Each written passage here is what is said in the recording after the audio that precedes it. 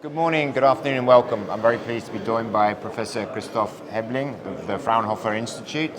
So you're obviously the head of the hydrogen program there, and gave a presentation earlier today here at World Hydrogen MENA. So fascinating presentation. Thank you very much for it. And thank you. maybe to give some background to the Fraunhofer Institute and the extent of the research. Obviously, you previously were researching in solar, and for the last 20 years have been looking at hydrogen. And Fraunhofer is a massive name in renewables, certainly, and in solar. So could you give us a little bit of an understanding of the extent of your work and the quality and extent of all of the research and stuff that the Institute does? Okay.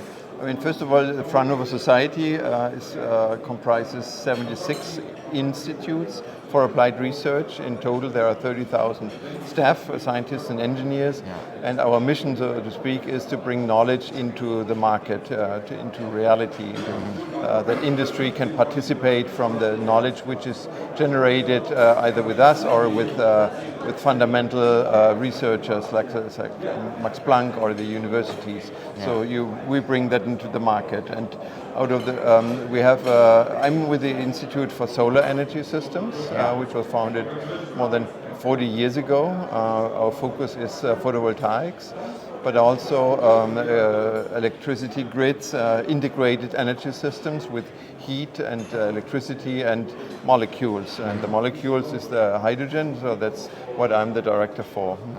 Excellent. And your presentation was fascinating.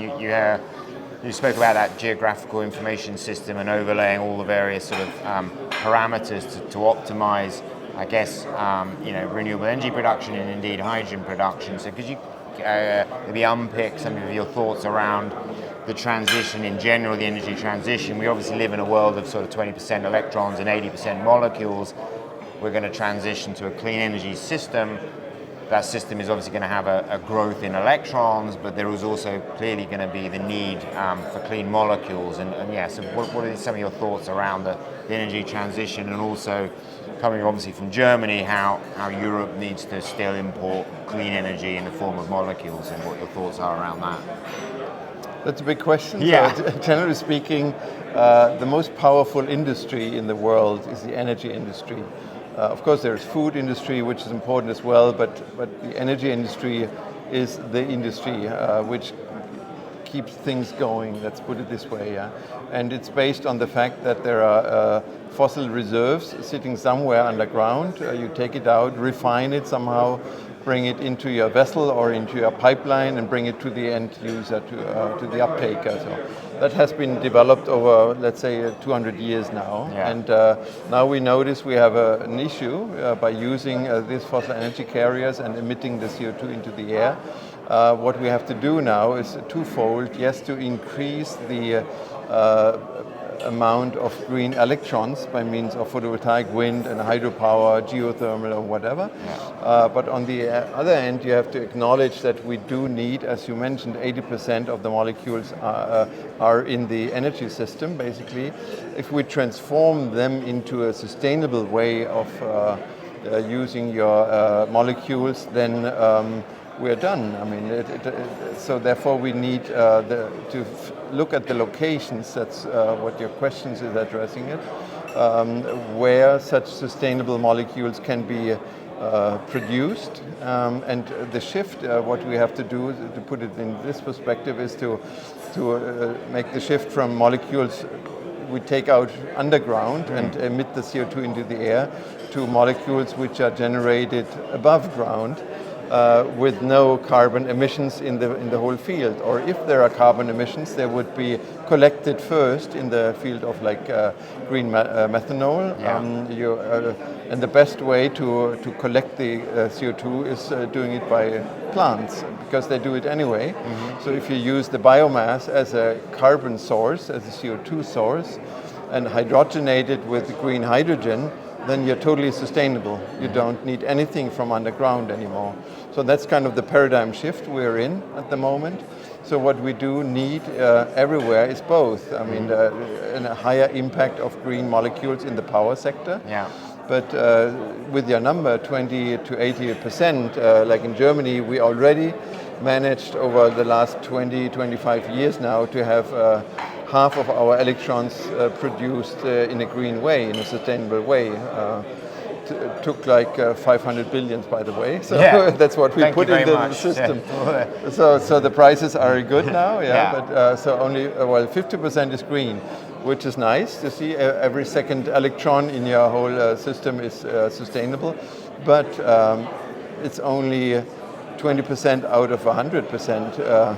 And for that, it's a half. So in Germany, we have, I think, about 17% of our energy system is green now. Yeah. So the true challenge is still to come because we have the industrial sectors, we have the transportation sectors, we have the heating sectors, and all of those have their fossil molecule up to now. Of course, oil-based products in the transport sector.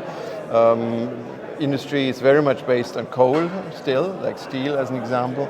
And the heating sector, we need more heat than cooling. Here in this country it's vice versa. But the heating sector in Germany, that consumes about half of the energy we use, and that's based on natural gas. Yeah. So therefore, some of such sectors you can replace by green electrons. And here's where the debate starts. Yeah. Very big debates. Yeah. It's very emotional, believe it or not. So battery cars, is that the only solution for the future, or shall we see e-fuels? Sustainable fuels, also for internal combustion purposes, and or hydrogen. And since I'm technological agnostic, I would say yes. If we have the choice to use hydrogen in the road transport sector, use it because people love it. Because if you go buy a car based on hydrogen fuel cell drivetrain, you go to the gas station, refill it in 3 minutes, and you have your 600 kilometers range, and that's it.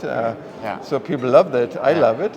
And of course, with the battery car, if you have your own PV system on your rooftop, that's wonderful to do because you always start with a refilled or recharged battery. For short distances, that's perfect. But it's not the only solution, especially if you consider fleet applications like taxis, buses, and especially long distant buses. There's so many applications which need a different fuel, either hydrogen or synthetic fuel, can be both. So therefore, both or all three options should be pursued in an equal manner. And your presentation was interesting around some of the analysis you did on the derivative side. So obviously, hydrogen is difficult to move. Obviously, there's going to be a role for pipelines, but could you maybe share some of your thoughts around those derivatives? And I like the numbers you had, what are your thoughts on those derivatives as solutions to the problem? It's again of a moving field of hydrogen? debate. So people think that ammonia is the silver bullet. And it's right in such a sense that now is the time for ammonia. Ports, ships, and ammonia synthesis on the one end and cracking on the other end. So that's a very attractive route to go. On the other hand, the whole energy economy, as we discussed, where we come from, is based on hydrocarbons. So if you want to be using the existing hydrocarbon infrastructure, which has been established over 200 years now, then you better go with methanol as the simplest hydrocarbon.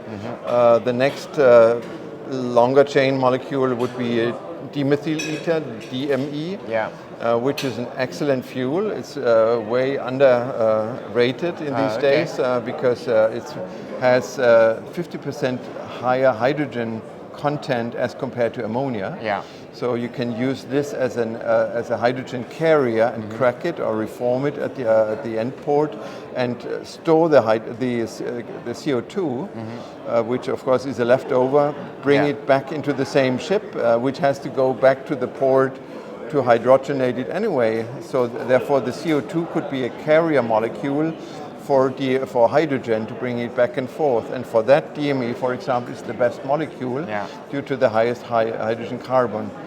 content, excuse me. And then of course oxymethylene ether, which is a diesel replacement. That's a longer chain, CO with some hydrogen side chains and so on. That's a diesel replacement. You can inject into your diesel right away to like 10-20% without any modification. And then, of course, it comes to jet fuels. And jet fuels, everyone agrees, yes, we want to fly, and this has to be somehow green or sustainable as well. So therefore, what I'm saying is ammonia is the right thing to do. Either use it for fertilizer, which you do anyway, or as a hydrogen carrier. But don't forget to use to go the carbon route as well, because there are so many. Methanol is a base molecule.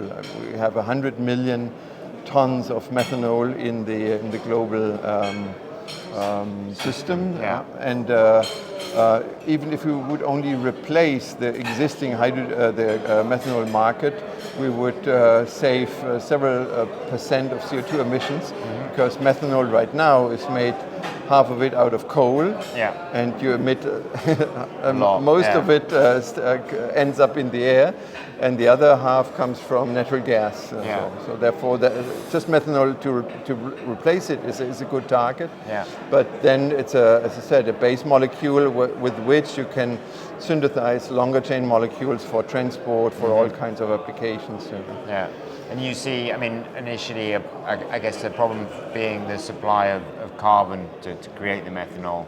But then maybe going forward, you mentioned DAC or direct air capture. You could see that technology following the same sort of cost curve as photovoltaics?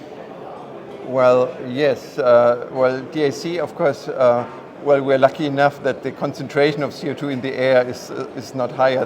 It's high enough already, you know, but it's technically speaking, it's still very low to extract it out of the air. So, but in the long term or even mid-term, we need DAC, because if we consider regions which have an unlimited land availability and where the sun's shining every day, and hardly anything else is happening there, this would be the place to do DAC, to remove the CO2 out of the air. And then, of course, what you're doing with it, you know, you either dump it underground if you have the possibility, or you do any kind of pyrolysis to make it ending up as a solid state molecule. And then again you dump it somewhere, or you use it again as a feedstock for carbon processes. So the whole carbon economy needs to be looked at as again in the field of recycling and sustainable way. You know? But that's something we need, and we're working also on catalysis for DAC. And yes, it will take some time because it's energy intense and so on, but we cannot avoid it, because we even now know that without negative emissions, I mean, removing the CO2 out of the air, we won't make it, you know. So therefore we have to start now in this kind of extraction technologies of CO2 out of the air. So I mean, you're seeing a link, say, between developing a hydrogen economy and effectively a carbon economy, in terms of a circular carbon economy, if that's for want of a better term. The three most important economies are renewables, are hydrogen and derivatives, and the third is carbon, because I mean, carbon is not a bad thing. So, carbon gives a molecule the energy, so to speak. You know, we're only messed up in just emitting too much carbon into the air. So that's it. We have to avoid that. We have to go think more in a circular way. That's what we have to do anyway with all our products. We produce with our clothes, with everything. Exactly. You know, so carbon is just we have to do it more in a circular way. So perfect, excellent. Well, many thanks, Christopher. It's fascinating to talk to you. Great presentation, and we look forward to seeing Fraunhofer's work, and well done on all that work and synthesizing all your 30,000 scientists into something better, into some effective reports. Thank you. Thank you for having me.